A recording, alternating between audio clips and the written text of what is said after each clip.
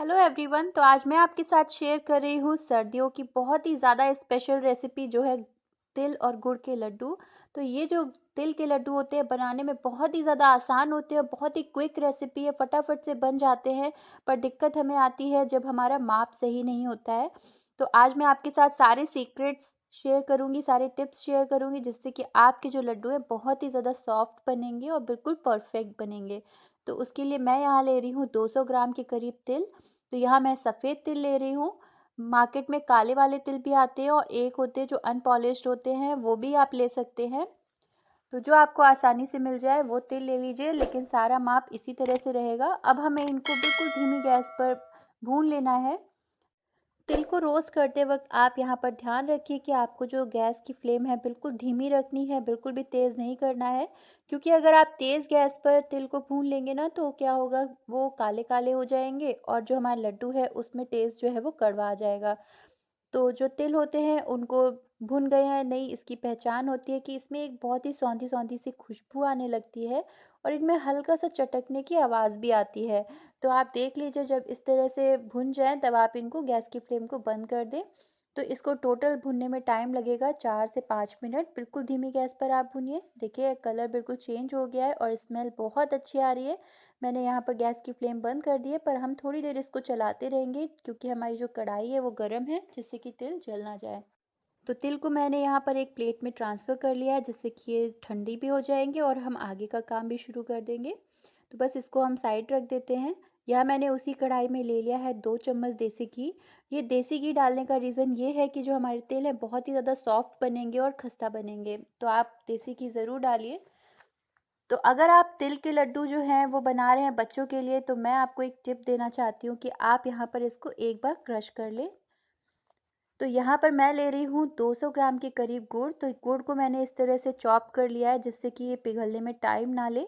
अगर आप बड़ा-बड़ा गुड़ डाल रहे हैं तो आप इस थोड़ा-सा 2 चम्मच पानी डाल दें जिससे कि जो गुड़ है ना वो जलेगा नहीं।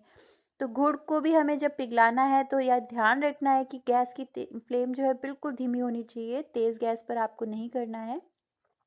तो कई बार होता है ना, बच्चे होते हैं उनको तिल वगैरह चबाने में मुश्किल होती है, वो खाते तो हैं फटाफट से खा के ख़त्म कर देते हैं, तो तिल वो सजे-सजे निकल जाते हैं। तो अगर आप एक बार इनको मिक्सी में क्रश कर लेंगे पल्स मोड पर, बस एक बार आप 1 सेकंड के लिए चला लीजिए, उतने में ही काफ़ी हो जाएगा। तो जो लड्डू है वो और ज़्यादा सुपर सॉफ्ट बनेंगे और दूसरा क्या, बच्चे खाने में आसानी भी रहेगी। या आप कभी बुज़ुर्गों के लिए बना रहे हैं तो आप इस तरह से बना सकते हैं। तो यहाँ जो गुड़ है वो बहुत जल्दी मेल्ट हो गया है क्योंकि मैंने यहाँ पर क्रश करके लिया था। तो गुड़ को हमें कितनी देर पकाना है? गुड़ को हमें थोड़ा-सा जब बबल्स आने लगेंगे ना, तब हमें इतनी देर के लिए पकाना है। इसकी एक पहचान है कि हम थोड़ा-सा इसको पानी में डालकर देख लेंगे। अगर हम यहाँ पर गुड़ को बहुत ज़्यादा देर पकाएँगे ना, तो जो हमारे लड्डू हैं वो सॉफ्ट नहीं बनेंगे, टाइट हो जाएँगे ठंडे होने के बाद में। और अगर कम देर पकाएँगे तो यहाँ पर क्या होगा, लड्डू हमारे बहुत ज़्यादा सॉफ्ट हो जाएँगे, वो सही से फॉर्म नहीं होंगे। तो यहाँ पर मैं देख लेती हूँ गुड़ हमारा कितना पक गया है, तो मैंने एक कटोरी में पानी ले लिया है। इसको हम गुड़ को मिक्स करेंगे और देखेंगे ये बिल्कुल सॉफ्ट होना चाहिए। अगर ये इस तरह से थोड़ा-सा भी फ़ॉर्म हो रहा है तो समझ लीजिए आपकी चाशनी बिल्कुल बन गई है। देखिए यहाँ कुछ ज़्यादा सॉफ्ट था तो मैं इसको 30 टू 40 सेकंड्स अभी और मिक्स करके चलाऊँगी। बस इसके बाद में हम गैस की फ्लेम बंद कर देंगे। तिल के लड्डू जितना ज़्यादा बनाने में आसान होता है, उतना ही बनाते वक़्त इसको बहुत ही ज़्यादा ध्यान रखना पड़ता है कि हमें किस टाइम पे कितनी देर तक किस चीज़ को बनाना है। नहीं तो हमारे जो लड्डू हैं वो परफ़ेक्ट नहीं बन पाते हैं, कभी टाइट हो जाते हैं, कभी वो बहुत ज़्यादा सॉफ्ट हो जाते हैं। तो यहाँ पर जो गुड़ की चाशनी है मैंने उसको 5 मिनट तक पकाया है धीमी गैस पर। इससे ज़्यादा आप ना पकाएं, नहीं तो क्या हमारे गुड़ के जो लड्डू हैं बहुत ज़्यादा हार्ड हो जाएंगे। यहाँ मैं एक सीक्रेट चीज़ डाल रही हूँ, मैंने यहाँ 2 पिंच डाल दिया है बेकिंग सोडा। ये डालने से क्या होगा, हमारा जो गुड़ है बहुत ज़्यादा हल्का हो जाएगा और हमारे जो लड्डू हैं बहुत ज़्यादा खस्ता बनेंगे। तो इस तरह से आप एक बार फेंट लीजिए गुड़ को बढ़िया तरह से। तो मैंने गैस की फ्लेम बंद कर दी थी, अब मैंने दोबारा से चला दिया है। तो बस इस तरह से इसको 30 सेकंड्स के लिए मैंने फेंट लिया है। उसके बाद मैं डाल दूँगी सारे तिल इसमें।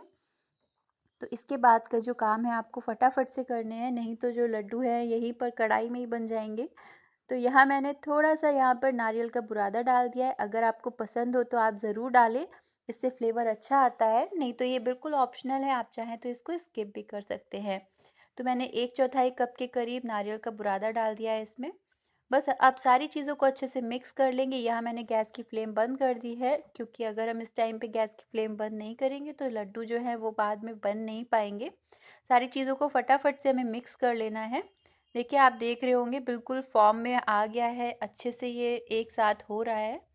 बस अब हमें कढ़ाई को नीचे तो उतार सर्दियों लेना में है। आप तिल के लड्डू एक बार बनाकर रख लीजिए, महीने 2 महीने आराम से चल जाते हैं। लेकिन इतने ज़्यादा टेस्टी होते हैं ना कि ये 4 से 5 दिन भी आपके टिक नहीं पाते हैं, क्योंकि ये फटाफट से ख़त्म हो जाते हैं। तो यहाँ मैंने ले लिया एक प्लेट जिसमें मैंने थोड़ा-सा घी लगा लिया है। अब मैं आपको एक ट्रिक बताती हूँ। आप 1 चम्मच से थोड़ा-थोड़ा पोर्शन लेके इस प्लेट में रख दीजिए।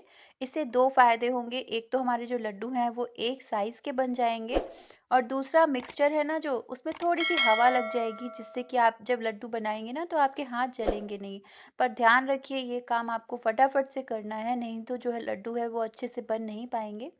तो अगर आपको इसके बाद भी थोड़ा-सा ड्राई लगता है मिक्सचर, क्योंकि स्टार्टिंग में जब हम लड्डू बनाते हैं वो फटाफट बन जाते हैं, बाद का मिक्सचर होता है ना वो ड्राई हो जाता है। तो आप एक बार उसको हीट दिखा लीजिए कढ़ाई में डाल के दोबारा से, और थोड़ा-सा आप चाहें तो पानी का छींटा भी दे सकते हैं, उससे हमारे लड्डू परफेक्ट फिर से बन जाते हैं।